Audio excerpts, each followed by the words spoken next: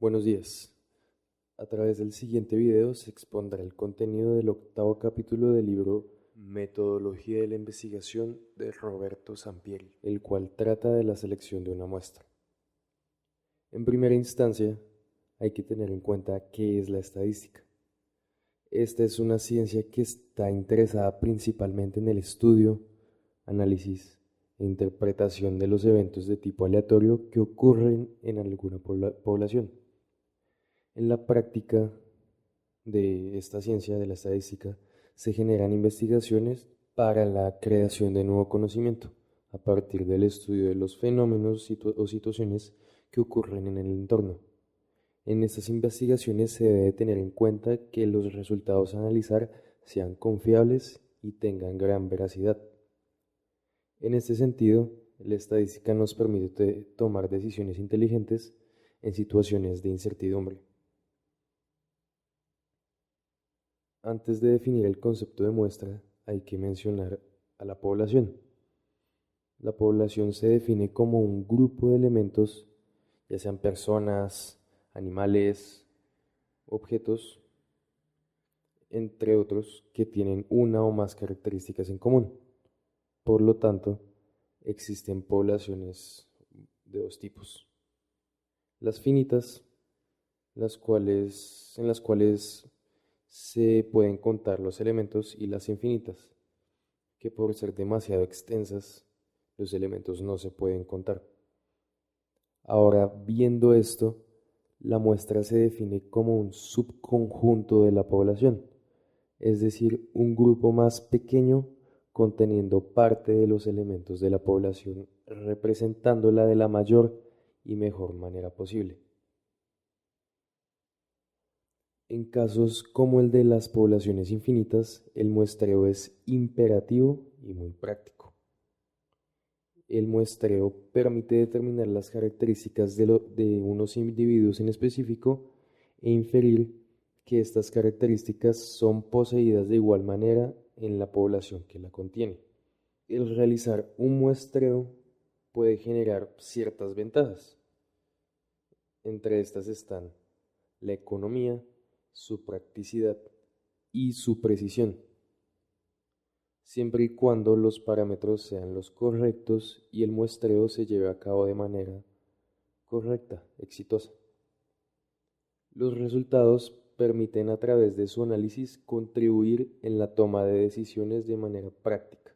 A su vez, como hay ventajas, también se pueden generar ciertas desventajas. Estas pueden ser las siguientes. La clasificación de los individuos que realicen el muestreo debe poseer una relación directamente proporcional a la complejidad del fenómeno o situación investigada. También se debe tener en cuenta la constante en los resultados, es decir, que estos no cambien en lapsos cortos de tiempo, pues si es así, los resultados obtenidos no se van a poder utilizar y tampoco se van a poder generalizar. Y otra desventaja es que, aunque el muestreo es altamente preciso, la probabilidad de que sus resultados sean iguales a la del estudio de la población completa no es equivalente al 100%. Por lo tanto, siempre existirá un error muestral. Pueden haber situaciones en las cuales se pueda o deba examinar la totalidad de los elementos en una población, como antes mencionaba que habían poblaciones finitas y situaciones como el censo en las cuales se deben analizar y se deban tener en cuenta todos los elementos de la población. Hay otras situaciones en las cuales será imperativa la toma de una muestra. Estas son cuando se trata con poblaciones infinitas, también cuando el financiamiento y el tiempo están seriamente limitados, ya que pues el muestreo es algo muy práctico, y cuando se requieren estimaciones precisas y confiables a corto plazo. También es importante resaltar que una muestra debe ser representativa y aleatoria. De lo contrario, no se podrían proyectar los resultados como características de la población. Es importante que el subconjunto, es decir, la muestra, el subconjunto de la población, sea un reflejo fiel al conjunto, es decir, la población. En general, las muestras se categorizan en dos grandes ramas: las muestras no probabilísticas y las muestras probabilísticas. En las muestras probabilísticas, todos los elementos de la población tienen la misma probabilidad de ser escogidos. Este tipo de muestra se describirá y se expondrá más adelante. Por otro lado están las muestras no probabilísticas, en las cuales la elección de los elementos es más rigurosa, pues los individuos deben cumplir determinadas características. Esto a su vez disminuyendo el intervalo de confianza en la recepción de los datos, en la aceptación de los datos. Estos conceptos también se describirán y se expondrán más adelante en el video. Se selecciona la muestra no probabilística o la muestra probabilística teniendo en cuenta el planteamiento del problema, la hipótesis, el diseño y el alcance. La principal ventaja de una muestra probabilística es que se puede medir el tamaño del error en la predicción de su principal objetivo es reducir al mínimo ese error, llamado error estándar. Las pruebas probabilísticas son esenciales en los diseños de investigación, transaccionales tanto como descriptivos como correlacionales causales, donde se pretende hacer estimaciones de variables en la población. Estos se estudian con pruebas estadísticas en una muestra. La muestra tendrá valores muy parecidos a la población original, de modo que tendremos estimados precisos dependiendo del error de la muestra. Para hacer una muestra probabilística son necesarios dos procedimientos. El primero es calcular un tamaño de muestra que sea representativo de la población, y el segundo es seleccionar los elementos muestrales de manera que al inicio todos tengan la misma posibilidad de ser elegidos. Para hacer el cálculo del tamaño de una muestra se puede utilizar un programa llamado STATS para calcular el tamaño de dicha muestra. En este nos preguntan primero el tamaño del universo, el cual es la población total. Segundo, el error máximo aceptable, que es el porcentaje de error al cual estamos dispuestos a tolerar. Normalmente se utilizan porcentajes de 5% o 1%, pero el programa STATS calcula niveles desde 20% hasta 1%.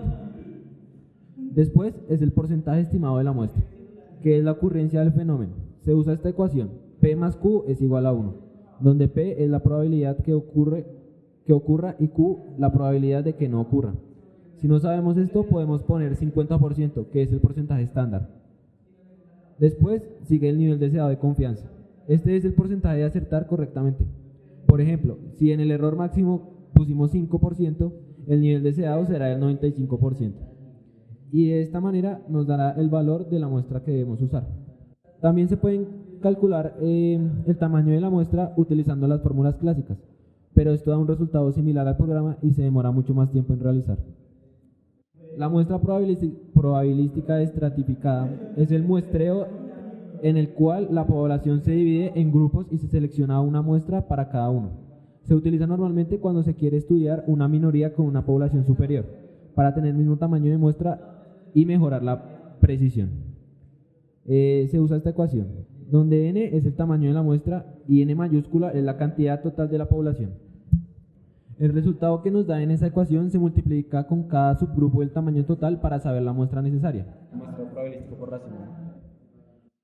Estos se usan cuando el investigador está limitado por distintos factores u obstáculos, y en este se buscan reducir costos, tiempo y energía al considerar que muchas veces las unidades de análisis se encuentran encapsuladas en determinados lugares físicos o geográficos llamados racimos. Por ejemplo, en los obreros, que es la unidad de análisis, tenemos las industrias o fábricas, que sería el racimo. Básicamente la unidad de análisis indica quiénes van a ser medidos. Para continuar con el capítulo 8, tenemos el tema de listados y otros marcos muestrales. Las muestras probabilísticas requieren la determinación del tamaño de la muestra y de un proceso de selección aleatoria, esto para asegurar que todos los elementos de la población tengan la misma probabilidad de ser elegidos. Los listados de una población son variados, pueden llegar a ser desde guías telefónicas que contienen la ubicación, el estrato y el número telefónico de la población, hasta listas de miembros de asociaciones o clientes de una empresa. Para esto se deben tener en cuenta 5 aspectos. Uno es la completitud de la información, que la información esté completa y tenga los elementos que queremos estudiar.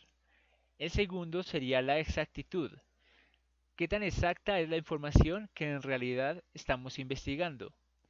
La tercera sería la veracidad, la verdad de que estos datos sean reales y no ficticios. La cuarta sería la calidad, la cual nos ayuda a, nos facilita la investigación con estas listas para llegar a tomar unos elementos muestrales que nos ayuden a completar nuestro planteamiento del problema.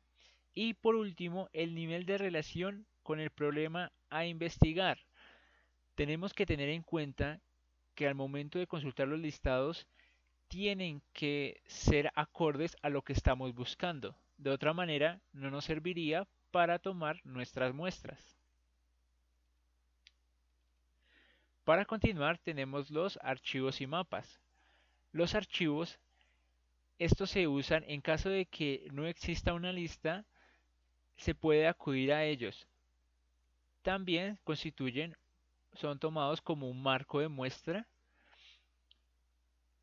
con la cual, debido a que no haya una lista elaborada de individuos, el investigador puede decidir acudir a archivos que le puedan ayudar a tomar ciertas muestras. Por otro lado, tenemos los mapas. Los mapas nos permiten ver la situación no solo de la población, sino también geográfica de una investigación. Esto quiere decir que los mapas podemos ver la ubicación no solo de la población, sino también de todo lo que le rodea y cómo esto influye en dicha población. También tenemos el tamaño óptimo de una muestra. Para esto tenemos los procedimientos básicos que antes mencionamos, que son la determinación del tamaño de la muestra y la selección aleatoria de los elementos muestrales. El tamaño de una muestra depende de la cantidad de población que existe en el elemento el cual vamos a tomar la muestra. También depende del número de subgrupos que son prioritarios para tomar la muestra. Todo esto con el fin de tomar los datos más acertados que se acoplen a nuestra investigación y a nuestro planteamiento del problema, ya que dependiendo ya sea de la región o de la cantidad de población, los datos que tenemos que tomar serán mayores o menores. El caso de ser una región pequeña, ya sea un barrio o una zona específica como una localidad, los tamaños no van a ser tan grandes y tan complejos, a diferencia de tomar tamaños más grandes como de ciudades o países. Para continuar, tenemos eh, las muestras no probabilísticas. Estas suponen un procedimiento de selección informal. Estas seleccionan individuos o casos típicos sin intentar que sean representativos de una población determinada. Por supuesto, esto tiene sus desventajas. Una de ellas es que al no ser probabilísticas no es posible calcular con precisión el error estándar. Es decir, que no podemos calcular con qué nivel de confianza hacemos esta estimación. Esto es un grave inconveniente, ya que la estadística en sí se basa en eso, en la teoría de la probabilidad, por lo que las pruebas estadísticas en muestras no probabilísticas tienen un valor limitado. La única ventaja de una muestra no probabilística es que ésta requiere una cuidadosa elección de casos con ciertas características específicas, además de dar una representatividad a la selección cuantitativa. Para el enfoque cualitativo, al no intentar tanto la posibilidad de generalizar los resultados, a diferencia de una muestra probabilística, pues logran obtener los casos de personas que interesan al investigador y a su planteamiento del problema. Para terminar, tenemos el muestreo al azar por marcado telefónico. Este selecciona un área específica que se quiera investigar y aleatoriamente marca a los números de estas casas para tomar los datos necesarios.